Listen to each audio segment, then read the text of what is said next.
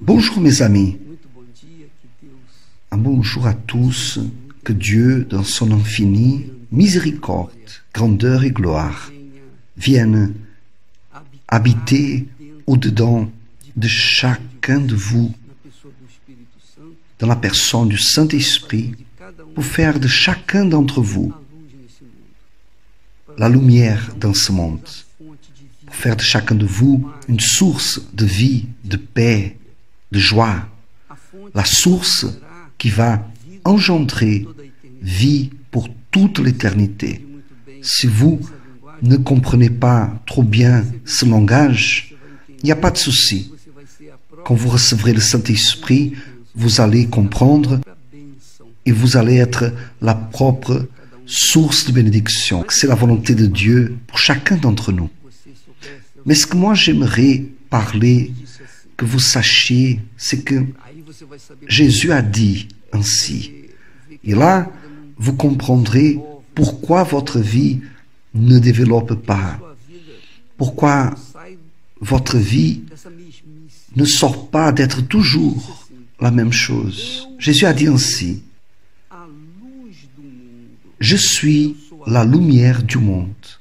Je suis la lumière du monde. Celui qui me suit ne marchera pas dans les ténèbres, mais il aura la lumière de la vie. Celui qui me suit ne marchera pas dans les ténèbres, mais il aura la lumière de la vie. Si vous êtes une créature qui suit Jésus, obligatoirement, vous ne marchez pas dans les ténèbres. Obligatoirement, vous marchez dans la lumière. Et obligatoirement, vous aurez la lumière de la vie pour prévenir le mal et pouvoir l'éviter, fuir le mal.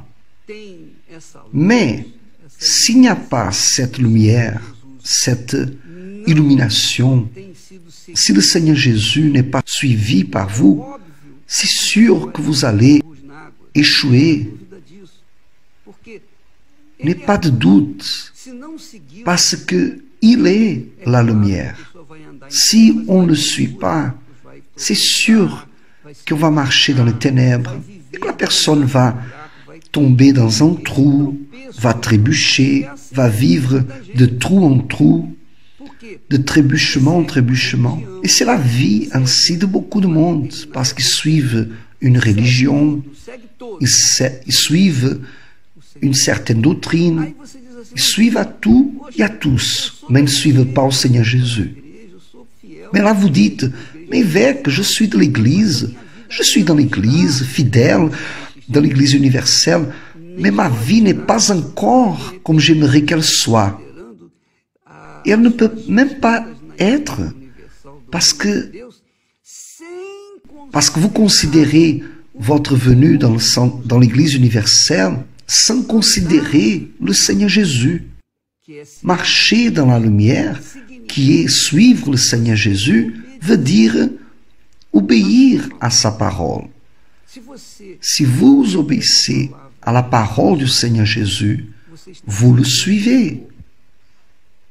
Si vous obéissez, si vous faites de la parole de Dieu le guide, la boussole de votre vie, c'est sûr que lui va illuminer vos chemins et vous allez trouver l'endroit idéal pour vivre, pour habiter, profiter de la vie. Mon ami, sans ces attitudes simples, que naturellement exigent un sacrifice, car pour suivre le bien, c'est difficile. Pour suivre le mal, tout le monde vous aide. Mais pour suivre le bien, vous allez trouver beaucoup de monde qui vont essayer d'arrêter votre chemin. Les ténèbres vont essayer d'obstruire votre chemin.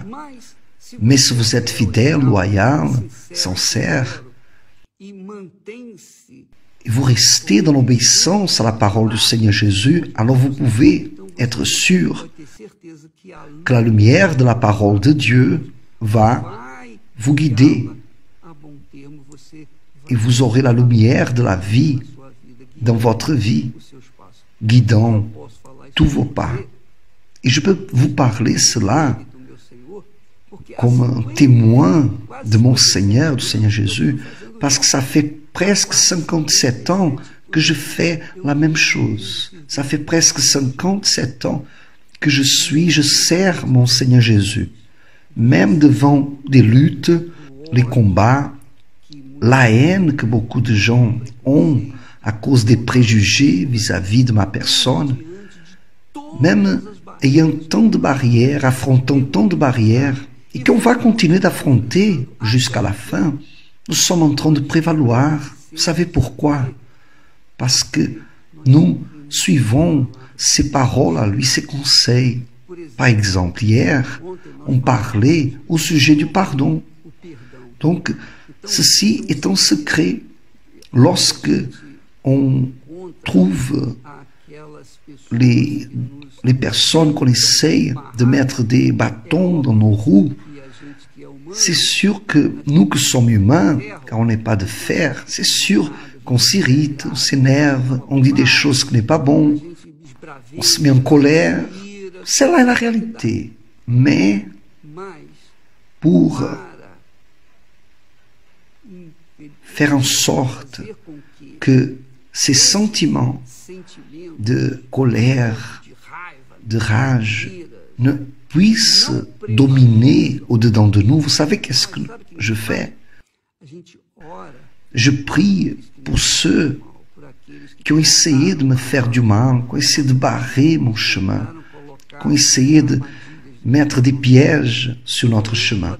Nous prions, mon Dieu bénit telle et telle personne, malgré que le cœur dise non, il devrait mourir. Ça, c'est la réalité. Le cœur, notre cœur, est un cœur. Et malheureux, ce cœur, il nous fait ressentir des choses qu'on ne doit pas ressentir.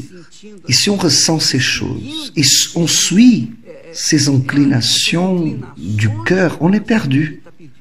Nous allons haïr, nous allons garder rancune, nous allons rester blessés. Et à cause de ces rancunes, on n'est pas non plus pardonné par Dieu.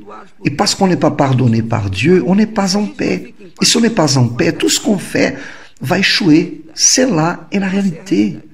Donc, un des conseils que nous observons, c'est contredire la volonté de notre cœur, car dans le cœur, on n'a pas le pouvoir de décider.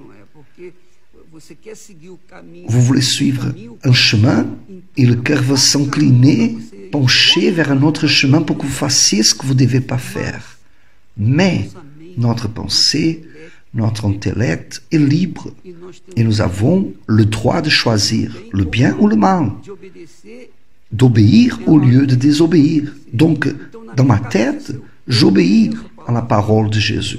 Le Seigneur a dit de pardonner, même si on souffre. Donc, je pardonne un tel, je pardonne l'autre, ceux qui m'ont fait du mal, et que eux tous, selon ta volonté, puissent être sauvés, délivrés, etc. Donc je fais ça dans ma pensée, malgré, je répète, que le cœur, bien au-dedans, dise « il devrait mourir ». Mais, ou bien j'écoute la voix de la raison, de l'intelligence, que je peux décider de le faire, ou bien je suis la voix du cœur, que je n'ai pas de pouvoir pour dominer, car le cœur essaie d'imposer sa volonté, on doit lutter contre lui 24 heures sur 24. C'est un des secrets de la foi, que vous fassiez ce qui est correct, même ayant envie de faire ce qui est erroné, comprenez-vous? Par exemple, parfois vous voulez pardonner, mais votre cœur dit non, non. Mais vous, dans votre pensée, vous avez le pouvoir, le droit de choisir. Et et de pardonner. C'est ça que Jésus veut que l'on fasse. Donc même à l'encontre de notre propre cœur, agressant notre cœur, violentant notre cœur, nous obéissons à la parole et nous prions même pour la personne qui nous fait du mal. Donc, mon ami, Jésus est la lumière. Jésus est la lumière. Et celui qui suit Jésus vraiment marche dans la lumière. Et les ténèbres ne peuvent pas lui bloquer. C'est la réalité. Les ténèbres n'arrivent pas à éteindre la lumière. La lumière dissipe les ténèbres. La lumière dissipe les ténèbres. Mais les ténèbres ne peuvent pas éteindre la lumière. Ça, c'est très fort, n'est-ce pas? Donc, ce dimanche, nous aurons un jour dédié au thème de la paix. Si vous voulez avoir la paix, recevoir la paix, avoir la paix pas seulement pour une minute, quelque temps, mais pour toute la vie, alors débarrassez-vous de ces sentiments, de ces rancunes, luttez contre votre cœur, les inclinaisons de vos sentiments, y allez de l'avant selon votre pensée, votre raison.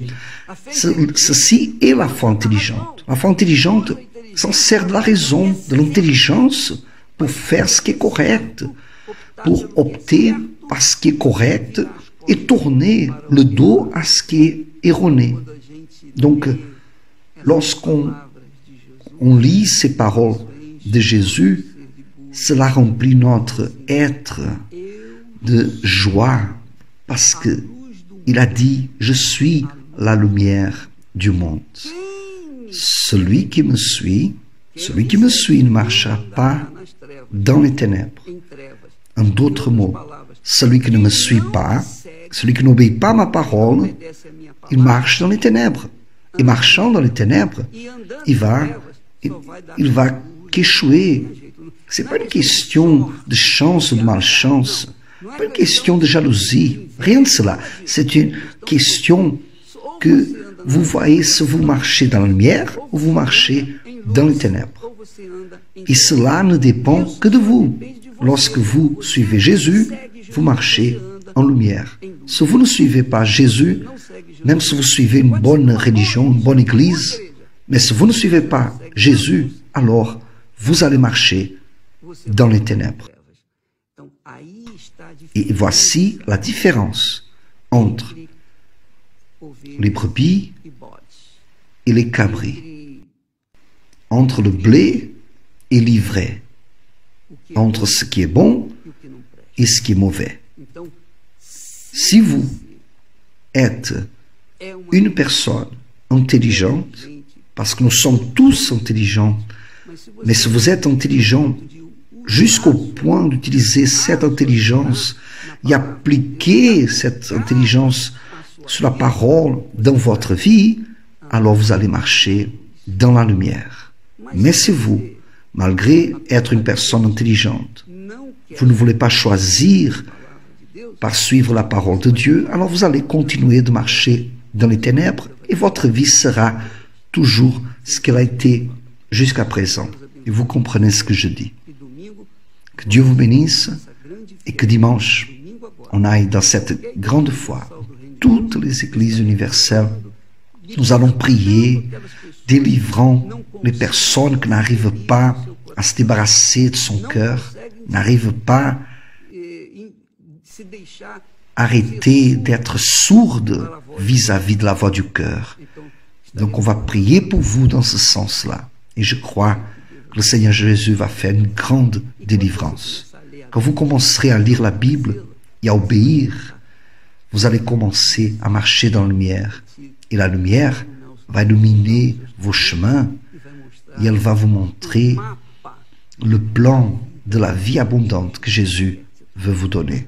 Que Dieu vous bénisse au nom du Seigneur Jésus. Amen.